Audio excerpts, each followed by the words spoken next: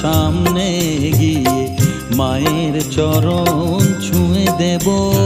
ভেবো না হঠাৎ সামনে গিয়ে মায়ের চরণ ছুঁয়ে দেব।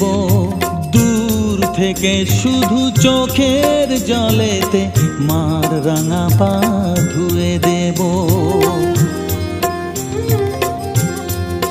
শুধু আরতি যখন করবে মার পূজা দীপ তুলে ধরবে।